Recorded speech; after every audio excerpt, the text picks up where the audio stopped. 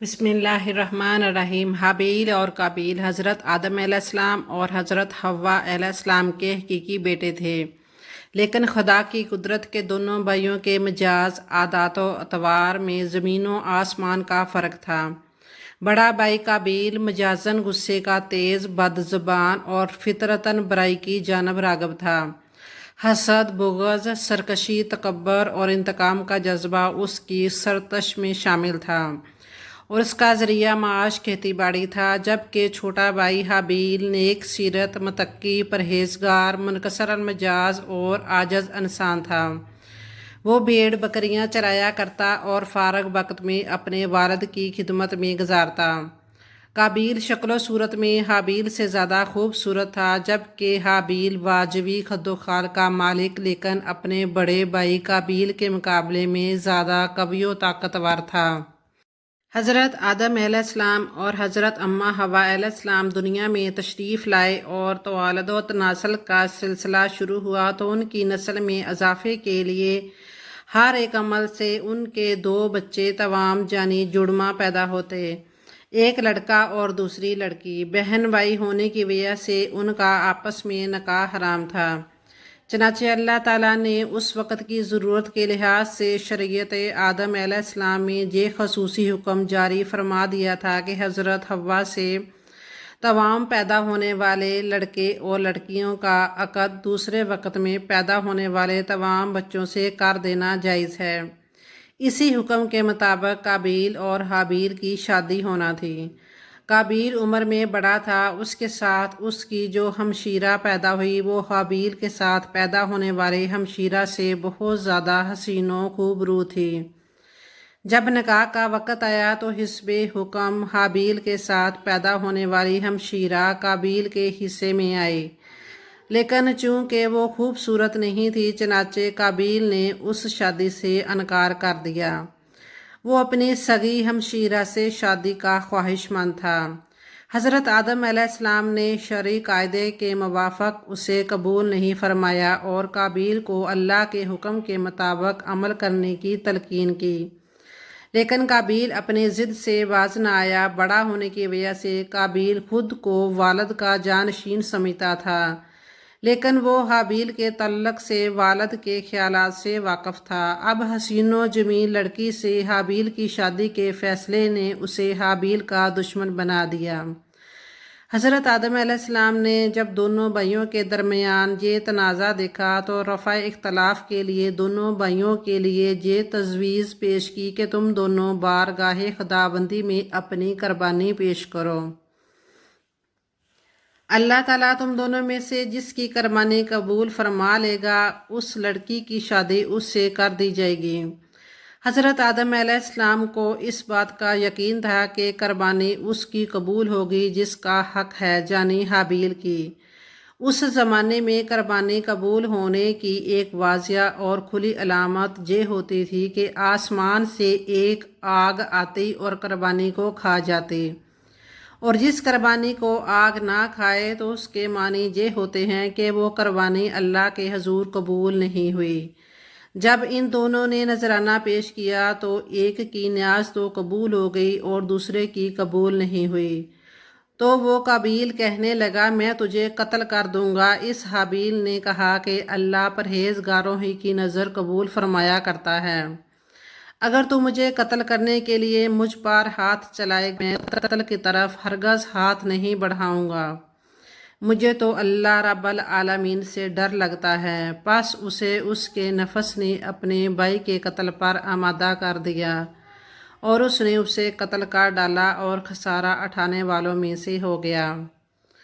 علامہ ابن کثیر رحمۃ اللہ قتل کے حوالے سے مختلف اقوال تحریر فرماتے ہیں کہ شاید قابیل کے پاس لوہے کی راڑ ہو جس سے حابیل کو مارا اور قتل کر دیا، اور ایک قول یہ بھی ہے کہ حابیل نے پتھر کی چٹان حابیل کے سر پر مار کر اسے ہلاک کیا، جبکہ حابیل جب سو رہا تھا تو قابیل نے بھائی کا سر کچل ڈالا۔ ایک قول یہ بھی ہے کہ قابیل نے حابیل کا گلا گھونٹا اور اس طرح اسے کاٹا جیسے درندے کرتے ہیں، جس سے وہ جاں بحق ہو گیا۔ یہ اللہ ہی بہتر جانتا ہے۔ اللہ تعالیٰ نے نعش کی تدفین کے لیے یوں فرمایا کہ ترجمہ: اب اللہ نے ایک کوا بھیجا جو زمین کریدنے لگا تاکہ اسے دکھائے کہ اپنے بھائی کی لاش کو کس طرح چھپائے۔ کہنے لگا، ہائے افسوس، کیا میں اس کوے کی مانند بھی نہ ہو سکا کہ اپنے بھائی کی لاش چھپا دیتا۔ سو وہ پشیمان ہونے والوں میں سے ہو گیا۔ اہل سیر لکھتے ہیں کہ حضرت آدم علیہ السلام کو اپنے فرزند حابیل کے قتل کا سخت رنج و غم تھا، کیونکہ وہ ان کا جانشین تھا۔ حضرت آدم علیہ السلام اس کی یاد میں 40 سال تک روتے رہے، جہاں تک کہ اللہ نے انہیں حابیل کے بدلے ایک نہایت نیک اور سعادت مند فرزند عطا فرمایا۔ حضرت آدم علیہ السلام اور حضرت حوا علیہ السلام نے ان کا نام شیس رکھا، جس کے معنی ہے اللہ کا عطیہ۔ حابیل کی نعش دفنانے کے بعد قابیل کو والد کے غصے کا خوف تھا، چنانچہ شیطان کے مشورے پر وہ یمن فرار ہو گیا، جہاں اس نے سکونت اختیار کر لی اور والد کے دین حق کو چھوڑ کر پہلے آتش پرستی بعد ازاں بت پرستی شروع کر دی۔ دنیا میں قتل و غارت گری، حسد و فساد اور آتش پرستی و بت پرستی کی بنیاد قابیل ہی نے رکھی۔ حضرت عبداللہ بن مسعود رضی اللہ تعالیٰ عنہ سے روایت ہے کہ رسول اللہ صلی اللہ علیہ وسلم نے فرمایا، جب بھی کوئی انسان ظلم سے قتل کیا جاتا ہے تو حضرت آدم علیہ السلام کے سب سے پہلے بیٹے قابیل کے نامہ اعمال میں بھی اس کا قتل کا گناہ لکھا جاتا ہے، کیونکہ قتل ناحق کا پہلا موجد وہی ہے۔ ناظرین، اس واقعے کے بعد حضرت آدم علیہ السلام بہت زیادہ پریشان رہا کرتے تھے اور آپ اللہ تبارک تعالیٰ سے دعا کیا کرتے تھے کہ یا اللہ مجھے وارث عطا فرما۔ چنانچہ اسی دوران آپ کو حضرت شیس علیہ السلام کی بشارت ملی۔ حضرت شیس علیہ السلام جیسے ہی پیدا ہوئے تو حضرت آدم علیہ السلام نے بچپن ہی سے ان کی تربیت پر خاصی توجہ دی اور حضرت شیس علیہ السلام کو ان تمام معاملات سے آگاہ کیا۔ چنانچہ جب حضرت شیس علیہ السلام جوان ہوئے تو حضرت آدم علیہ السلام نے اپنے بعد ان کو مومنین کا خلیفہ مقرر کیا اور انہیں اس بات کا حکم دیا کہ وہ اپنے بھائی قابیل اور ان کی اولاد سے دور رہیں اور مومنین کی اس جماعت کو بھی ان سے دور رکھیں۔ چنانچہ پھر اس کے بعد حضرت آدم علیہ السلام کا وصال کا وقت قریب آیا تو حضرت آدم علیہ السلام یہی وصیتیں کرتے ہوئے اس دنیا سے کوچ فرما گئے۔ چنانچہ اللہ تبارک تعالیٰ کے مقدس فرشتے نازل ہوئے اور انہوں نے حضرت شیس علیہ السلام کو حضرت آدم علیہ السلام کو دفن کرنے کا طریقہ بیان کیا۔ چنانچہ حضرت شیس علیہ السلام نے اسی طرح سے کیا۔ پھر اس کے کچھ عرصے کے بعد آپ کی والدہ حضرت حوا علیہ السلام کا بھی انتقال ہو گیا۔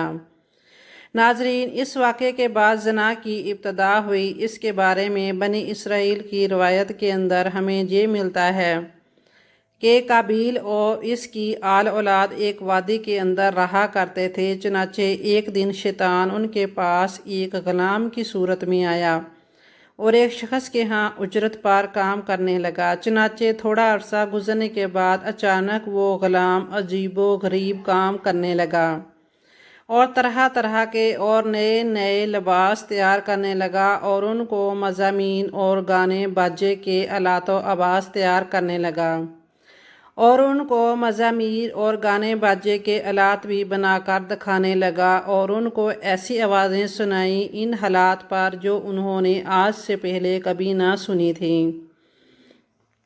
چنانچہ وہ لوگ پہلے ہی حق سے دور تھے اور وہ فسق و فجور کے اندر مبتلا ہو گئے اور انہوں نے اپنا ایک دن عید کا مقرر کیا جس کے اندر ان کی تمام عورتیں برہنہ لباس پہن کر اور زمانہ جاہلیت کی عورتوں کی طرح نیم اڑیا لباس پہن کر آتی تھیں اور مردوں سے اختلاف کیا کرتی تھیں۔ حضرت شیس علیہ السلام کے ساتھ رہنے والے مومنین دور ہی سے ان گانوں باجوں اور مزامیر کی آوازوں کو سنا کرتے تھے۔ چنانچہ ایک دن ان میں سے ایک شخص کے دل کے اندر خیال آیا کہ کیوں نہ میں جا کر دیکھوں کہ آخر یہ کیا معاملہ ہے۔ چنانچہ اس شخص نے چوری چھپے وہاں سے ہجرت کی اور عید کے دن کے جس دن قابیل اور اس کی آل اولاد فسق و فجور میں مبتلا تھی وہ شخص وہاں پر پہنچا اور اس نے وہاں پر جا کر عورتوں کو دیکھا کہ وہ بہت زیادہ حسین و جمیل تھیں۔ اس حوالے سے روایت کے اندر آتا ہے کہ حضرت شیس علیہ السلام اور ان کے ساتھ جو مومنین کی جماعت تھے ان کے مرد بہت زیادہ حسین و جمیل اور خوبصورت تھے، اور ان کے ساتھ جو عورتیں تھیں وہ بظاہر اتنی زیادہ حسین و جمیل نہیں تھیں، جبکہ قابیل کی اولاد کے اندر مرد انتہائی بدصورت تھے، جبکہ ان کی عورتیں اور لڑکیاں بہت زیادہ حسین و جمیل تھیں۔